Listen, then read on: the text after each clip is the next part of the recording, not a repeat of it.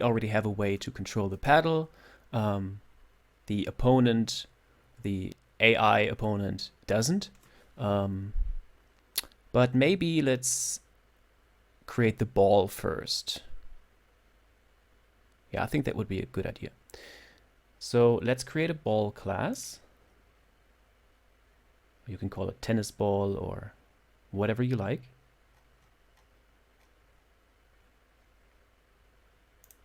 I'm going to go all the way down here. Oh yeah, maybe here. Right above the scoreboard class. And there we go. Now, I'm going to need a constructor. And there's a couple things that we need to initialize here. First of all, the radius of the ball. How large is the ball going to be? We can specify that via an argument in the constructor. We don't worry about that for now. We also want to be able to set a position. And we need a reference to the court. Now, I'm going to initialize some properties here accordingly. The position is just a public property. It can be set from outside. That's fine. Same for the radius. And I'm going to add a field called velocity, which basically tells us in which direction the ball is currently moving, if it is moving at all. And I'm just going to use an anonymous JSON object here. So basically what I'm doing here is velocity is an object with two properties, x and y. And for example, if the ball is moving left, then x would be -1 or any negative value. If it's moving right, then it's 1 or any positive value. And same for up and down with the y property. Now also set a court field to store the reference to the court instance. And, well, we're going to need some sound effects whenever the ball hits the wall or a paddle. But let's skip this for now. First, let's see. What I want to do is I want the ball to slowly accelerate over time, so that the longer the match lasts, the harder it will become. So it starts pretty slow and it goes faster over time, up to a certain point, of course. So there's going to be a limit to that. And in order to implement that, I'm going to create a static property named min_speed, which returns the minimum speed in pixels per second that the ball can move at. Same for the maximum speed, which will be, let's say, 300. And also the acceleration, which is basically pixels per second that the speed should increase. And let's say pretty low value here, sorry, maybe 2. So the speed will increase by 2 pixels per second each second. So this does nothing right now. It's just basically a couple of quote-unquote constants for us to use for the ball instance then. And when we first start out, when we initialize the instance, we're going to set the speed to, of course, the min speed.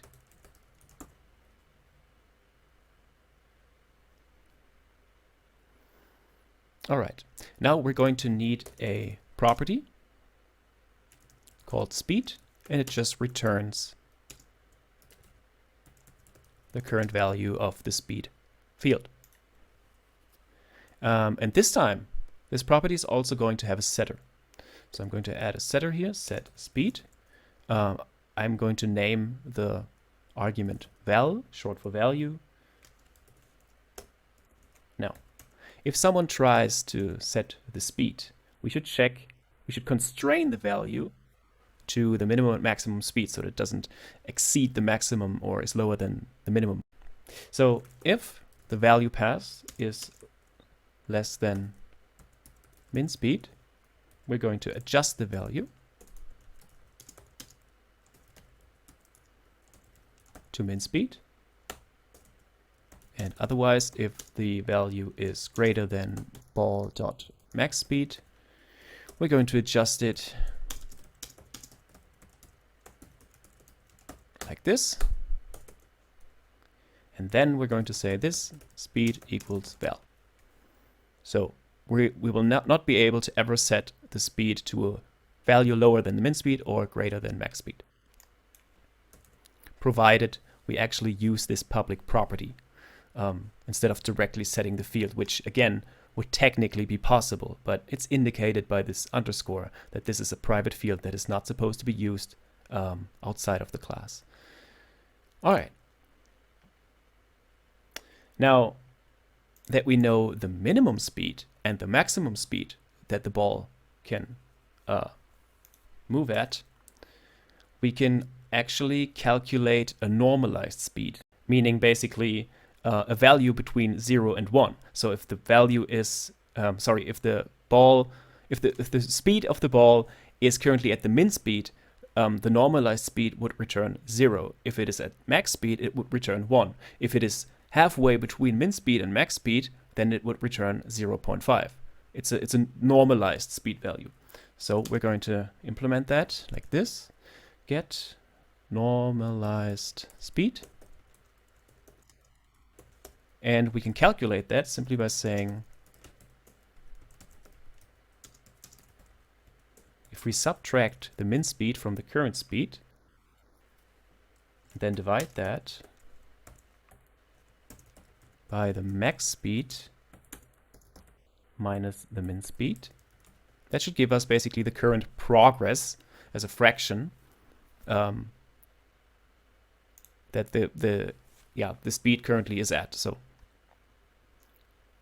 So let's say the speed is actually the min value, then this would be 0, and 0 divided by anything is 0. Let's say it's at the max speed, then this would be 200, and this here would also be 200. So 200 divided by 200 is 1, and that's correct. All right, and we also need to check for collisions with the ball. So we need to do the same thing here as we did with the paddle. We're going to implement a getter for a property named collision box that returns a rectangle which defines the axis aligned boundary box on the screen for the ball. And actually, of course, the ball is round, it's a circle, but if this is the ball, then for the collision, we're simply going to use this rectangle. So we're going to use the radius as the length of each of the sides of this rectangle. So it's a square. So the x position of the rectangle is just the position minus the radius.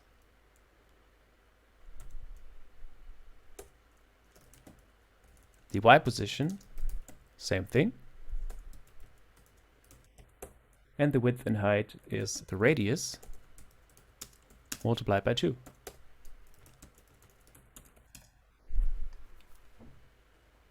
Let's also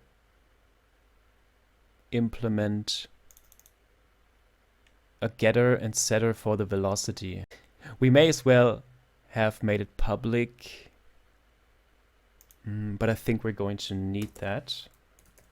So let's just do it. So a property named velocity, and it simply returns the value of the velocity field. And also a setter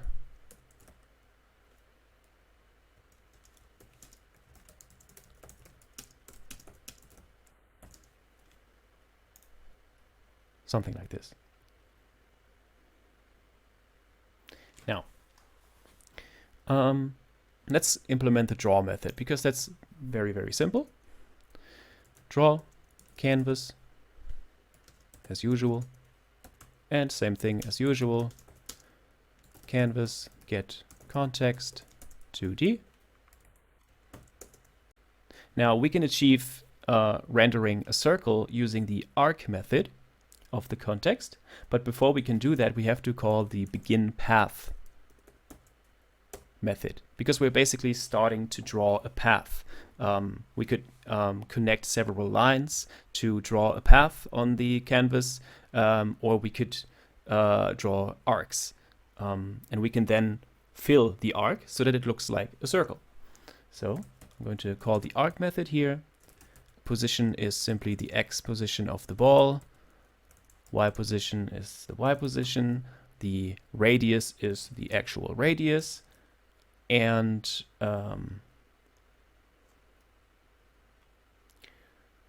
see, what was the next argument? I don't know it by heart. I need to check the API.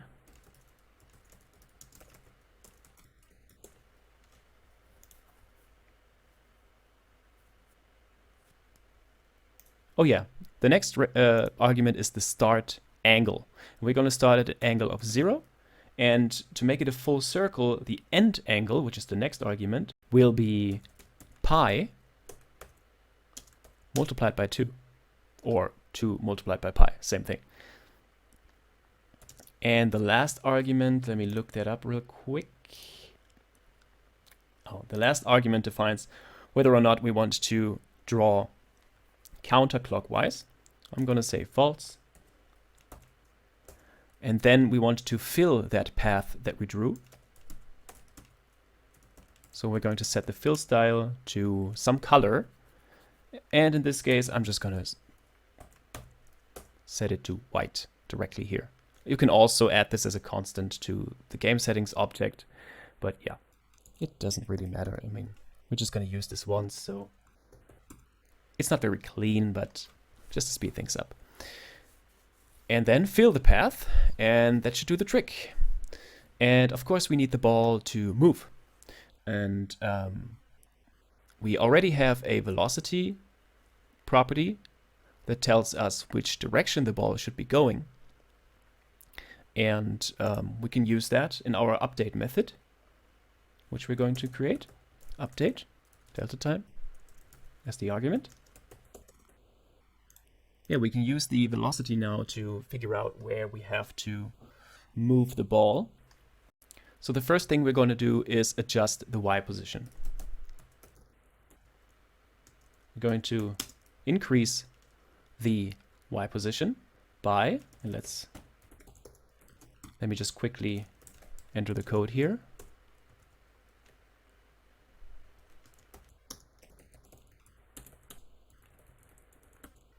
Now, what the sign method of the math class does is it returns, if the value here that is passed to it is lower than 0, then it returns -1.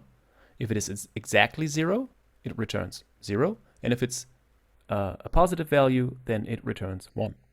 So this just makes sure that if we ever were to set the y property of the velocity to anything other than -1, 0, or 1, we would still get back a valid value here. So we basically constrain it to the 3 values, -1, 0, and 1.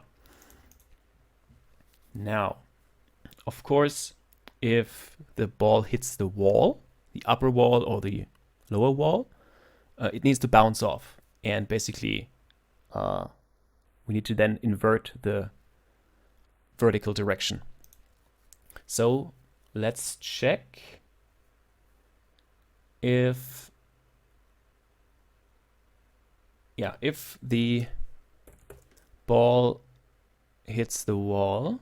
So if the y position minus its radius, so the outside edge of the ball is lower than and that's why we need the reference to the court, the upper bounds. Then what we want to do, is set the y position to the upper bounds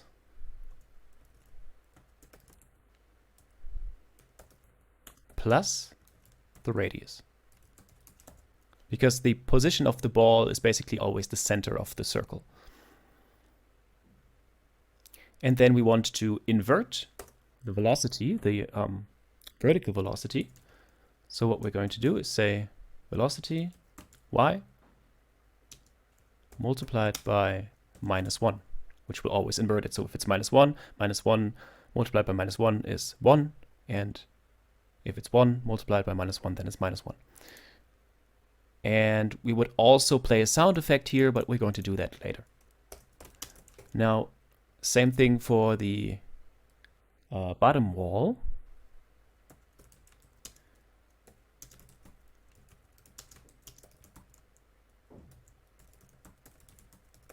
Like this.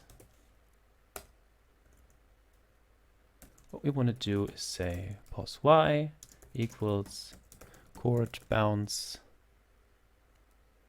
lower minus radius. And then also invert the vertical velocity. And also play a sound, but for now we're going to skip that. Now, what if the ball hits one of the pedals? Of course, it should also bounce back, and the horizontal velocity in that case should be inverted. So if this, and this is where the collision box comes into play, collision box overlaps. Remember, we implemented a overlaps method in the rectangle class, and we now need to pass the other rectangle, which we want to test. This court, and I think we added a property to the court, 2 properties actually, one for the left pedal and one for the right pedal. Let's just check if that's true. There. Here's the court class, and we have 2 properties, left pedal and right pedal, which just return the instances, the respective pedal instances. And we need those to get their collision box. So in the ball class, let's go back here in the update method, and then here, if the collision box of the ball overlaps with left pedal dot collision box,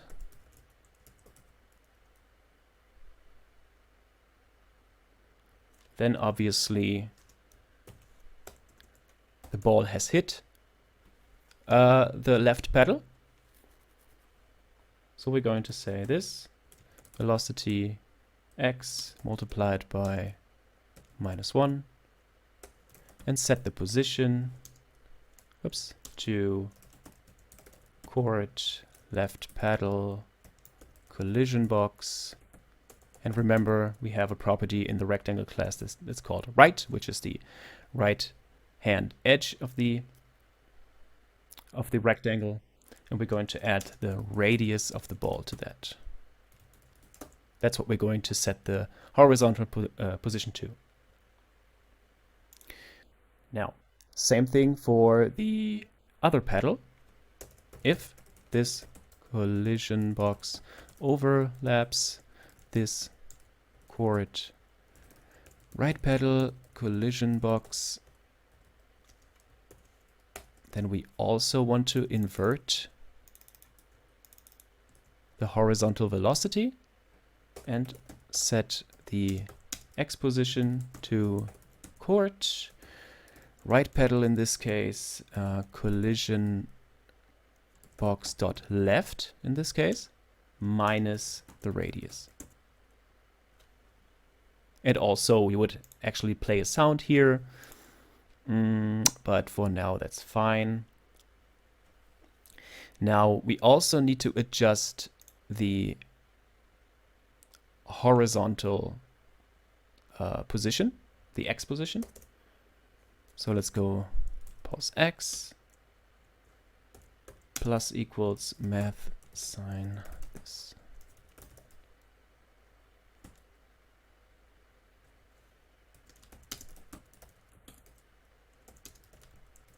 So the same thing that we did for the y component of the velocity, we're now going to do that for the horizontal direction. And let's see, if the ball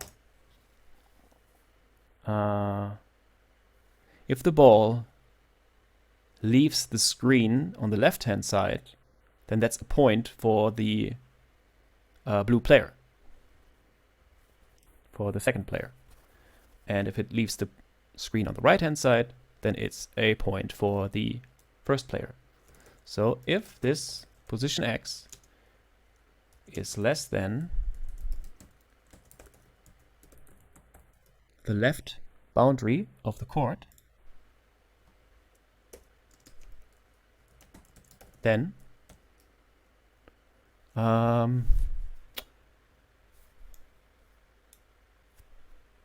well, let's leave this open for now. Oops. Like this. Else if this position x is greater than this court bounce right. Let's also leave this open. I'm going to implement that later. And also we need to accelerate